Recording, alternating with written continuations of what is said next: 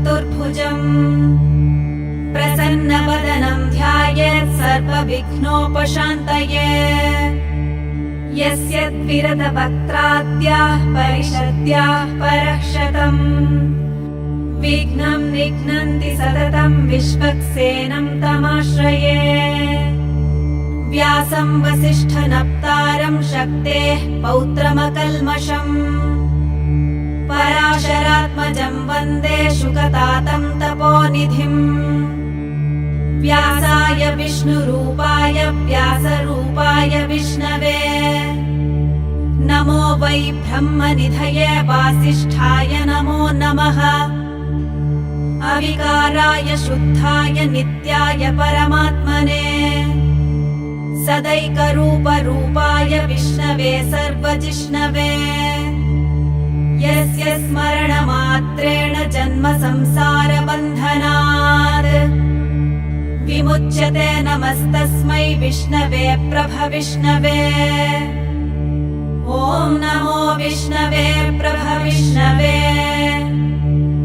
श्रीवैशम्पायन उवाच श्रुत्वा धर्मानशेषेण पावनानि च सर्वशः युधिष्ठिरः शान्तनवं पुनरेवाभ्यभाषत युधिष्ठिर उवाच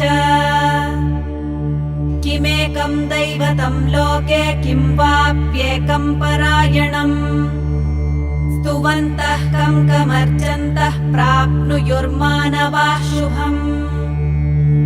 को धर्मः सर्वधर्माणां भवतः परमो मतः किं जपन्मुच्यते जन्तुर्जन्म संसारबन्धनात् श्रीभीष्म उवाच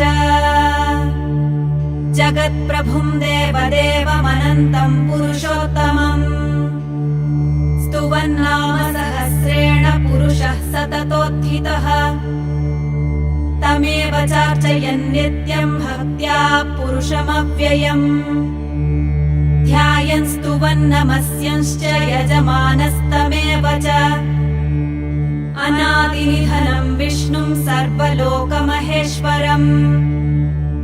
लोकाध्यक्षं स्तुवन् नित्यं सर्वदुःखादिगो भवेत् ब्रह्मण्यं सर्वधर्मज्ञं लोकानां कीर्तिवर्धनम्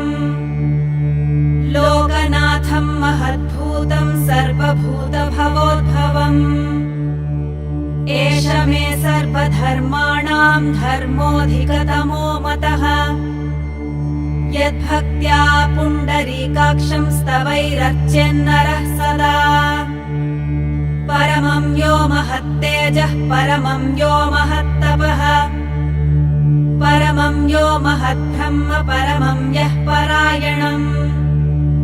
पवित्राणां पवित्रं यो मङ्गलानां च मङ्गलम्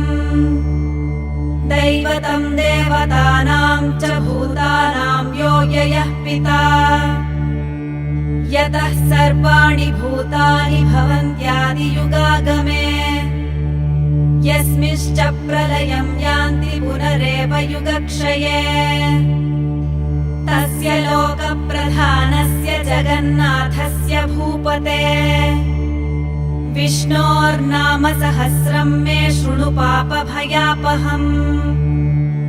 यानि नामानि गौणानि विख्यातानि महात्मनः ऋषिभिः परिगीतानि तानि वक्ष्यामि भूतये ऋषिर्नाम्नां सहस्रस्य वेदव्यासो महामुनिः